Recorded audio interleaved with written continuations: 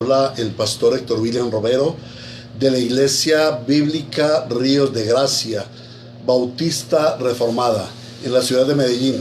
Y quiero darle gracias a la invitación que me hizo mi querido hermano Andresito Jiménez para compartir con ustedes la respuesta a esta pregunta que se me formula. Me dice el hermano Andrés: ¿en dónde estuvo el Señor Jesús después de su muerte y hasta su resurrección?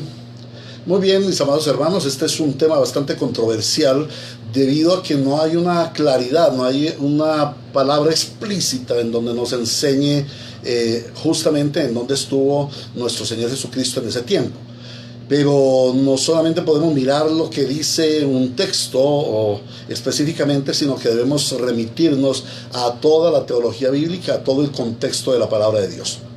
Y la palabra de Dios registra la muerte de nuestro Señor Jesucristo en la cruz y también registra su sepultura y su posterior resurrección al tercer día. Pero no nos dice explícitamente el lugar a donde va el espíritu del Señor Jesús. Vale la pena decir que la primera confusión o la primera controversia que debemos resolver es la de los tercer días. El Señor Jesús muere en la cruz el viernes en la tarde, que para los judíos es el sexto día, muere cerca de las 3 p.m., o sea que todavía quedan 3 horas del día sexto de la semana. Todavía es el día sexto, ahí tenemos el primer día, el sexto día de la semana, pero luego viene el día de reposo, el día del Shabbat, que comienza a las 6 de la tarde del viernes y termina a las 6 de la tarde del sábado. O sea que aquí tenemos un día de 24 horas. Luego el Señor Jesucristo resucita en la madrugada del día primero de la semana, lo que hoy conocemos como domingo, o sea, al tercer día de su muerte. Como decimos en nuestro idioma, pasado mañana. Entonces no se trata de 72 horas explícitamente como algunos pretenden ubicarlo eso en el cronograma. No, se trata de que Jesucristo nació pasado mañana, después del viernes en que fue crucificado. Bueno, pero el Señor Jesucristo muere en la cruz. ¿Y qué sucede después de la muerte de Cristo? Mateo capítulo 27 versículo 50 y Lucas capítulo 23 versículo 46 nos dice que entregó su espíritu. El Señor exhaló y entregó su espíritu. ¿A quién, hermanos? Por supuesto que la palabra de Dios también nos dice que al Padre, quien es Señor de los espíritus. Entonces tenemos que comprender allí lo que significa esa muerte. La muerte significa separación entre el cuerpo y el espíritu. Juan capítulo 19 versículo 30, también hablando de la muerte y resurrección de nuestro Señor Jesucristo, dice que Él inclinó la cabeza y entregó su espíritu. Y esto nos habla de una entrega voluntaria a la muerte. El Señor Jesucristo, a diferencia de todos los demás hombres, el Señor Jesucristo entrega su vida, entrega su muerte para la gloria de Dios y la redención de los escogidos. De tal manera, hermanos, que al contrario de los hombres, porque los hombres primeramente morimos y luego inclinamos el rostro, lo cual quiere decir que la muerte impuesta. ¿La muerte impuesta por qué? Por el pecado. Entonces el Señor hace una entrega voluntaria a la muerte. Luego de la muerte, ¿qué sucede? Algunas personas dicen, algunas teorías dicen que Jesús bajó al infierno, que Él bajó al infierno. ¿Y a qué fue al infierno? A rescatar almas, dicen algunos. Y otros dicen que a rescatar a los santos del Antiguo Testamento, o sea, a aplicar la redención sobre los santos del Antiguo Testamento. Y otros dicen que Él fue a predicarle a los muertos para ver quién se salvaba. Bueno, todas estas teorías no tienen sustento bíblico. De pronto tomarían algún texto bíblico y lo acomodarían a su teoría, pero realmente no se puede dar un sustento bíblico en lo general. La tradición romana del purgatorio y del limbo aseveran que el Señor Jesucristo bajó a rescatar a aquellos santos que estaban en el limbo. tanto los nonatos como los bebés, como los que fueron poco pecadores. Pero esto realmente no tiene asidero en la palabra, es pura tradición, es pura interpretación equivocada. Ahora, algunas personas dicen, es que en el credo apostólico y en el credo niceno, los cuales son símbolos, marcas para nosotros los cristianos, ahí dice que Él bajó a los infiernos. Bueno, pues hermanos, inicialmente en el credo de los apóstoles y en el credo niceno-constantinopolitano no dice que Él bajó al infierno. Dice simplemente que Él murió, fue sepultado y luego resucitó al tercer día.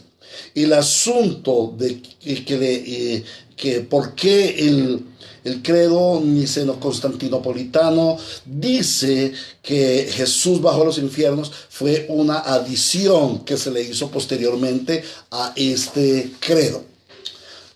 Ahora, ¿cuál es la interpretación que se da de que Jesús bajó a los infiernos? ¿Por qué se dice que Jesús bajó a los infiernos? No se refiere a un lugar, al infierno de condenación, no se refiere a un lugar específico, sino a un estado. Esa palabra en hebreo Sheol y en griego Hades no se refiere a un lugar, el infierno como tal, se refiere a un estado, y es el estado de las almas. Y por la teología bíblica sabemos que el estado de las almas es para los santos un estado intermedio en el seno de Abraham, en el paraíso o en la presencia de nuestro Señor Jesucristo. Pero el estado intermedio para los irredentos es un infierno parcial, esperando el juicio en donde se dará la condenación del infierno eterno. Entonces de eso se trata esta palabra, el Hades, el lugar de los muertos. Pero también esto se refiere, quizás, o podríamos referirlo como se ha acostumbrado en la interpretación de la Reforma. Calvino y los reformadores han estado de acuerdo en que la palabra infierno se refiere a ese estado de humillación de Cristo que comienza desde su propia encarnación. La encarnación de Cristo es una humillación, es un infierno. ¿Por qué? Porque el Señor Jesucristo en su gloria lo disfrutaba de todo, en la gloria, en la santidad, en el amor. Y Él se vistió de carne, tomó forma de siervo y vino a este infierno de mundo a sufrir lo que sufre el hombre en su estado de desgracia, en su estado de miseria. Pero también se refiere a esa cruz, el estado de humillación en la cruz, en donde Él sufrió el infierno de, siendo santo, cargar con el pecado de los pecadores a los que el Señor nos ha dado la redención. Pero también hay un infierno cuando el Señor dice, Padre, Padre, ¿por qué me has abandonado? O ¿para qué me has abandonado? Como dicen los textos en griego. Allí es un infierno. ¿Por qué? Porque el Señor Jesús desde el eterno ha estado en la presencia y en la amorosa compañía de su Padre. Y así fuera por un instante, Él es abandonado porque Él tenía que sufrir la muerte. Él tenía que sufrir exactamente lo mismo que nosotros sufrimos por haber pecado. Él tenía que sufrirlo para pagar el precio por nuestros pecados. Entonces se refiere a ese estado de humillación de haber sido separado del Padre. Pero también bajar al infierno se refiere a que su cuerpo fue descolgado del madero, envuelto en una mortaja y sepultado en un sepulcro prestado. Allí en donde Él iba a sufrir el otro rigor de la muerte, y es estar aprisionado por la tierra, de donde dice el Señor, polvo eres y al polvo volverás. Entonces el Señor Jesucristo no era de polvo, Él era espiritual, nacido de una manera sobrenatural en la Virgen María. Pero la tierra no podía contener al Señor Jesucristo, pero era de todas formas un infierno, que su cuerpo santo sufriera la humillación de ser sepultado como todos los hombres pecadores. Pero también conocer la muerte, el autor de la vida, conocer la muerte es un infierno. Entonces los reformadores a través de la historia han estado de acuerdo. Nosotros abrazamos estas doctrinas porque nos hablan no solamente del estado de Cristo, sino que también nos hablan de nosotros. Salmo 16:10 dice, porque no dejarás mi alma en el Seol, ni permitirás que tu santo vea corrupción.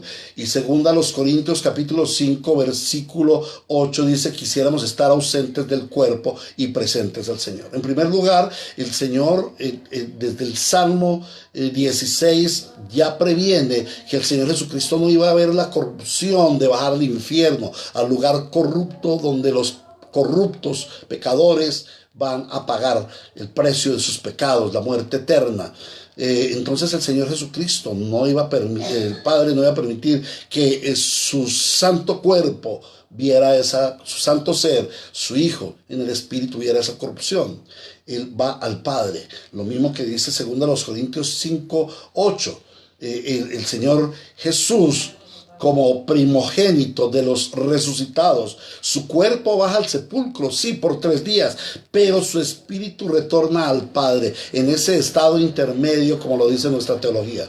En ese estado intermedio, el Señor Jesucristo va al Padre esperando la postrer resurrección que se produce en el Señor Jesucristo en la mañana del primer día de la semana, lo que conocemos como domingo de resurrección. Y esta es la esperanza de todos los creyentes. Cuando nosotros morimos, vamos al seno de nuestro Padre. Y en el seno de nuestro Padre nosotros estamos esperando la resurrección postrera, la resurrección cuando el Señor Jesucristo retorne a la tierra en su segunda venida. Él es el ejemplo para los creyentes. Por eso creemos férreamente que el Señor Jesucristo en su cuerpo si baja al Seol, al lugar de los muertos, pero en su espíritu retorna al Padre en el estado intermedio, esperando su resurrección para luego subir a la gloria. Esta es la explicación que puedo darles al respecto. Mis amados hermanos, espero que sea de utilidad. Para cualquier cosa por este medio les puedo servir con todo mi amor en Cristo Jesús. Mis amados hermanos, Dios les guarde, les bendiga y les dé paz en todo sentido. Hasta pronto, mis hermanos. Muchas gracias.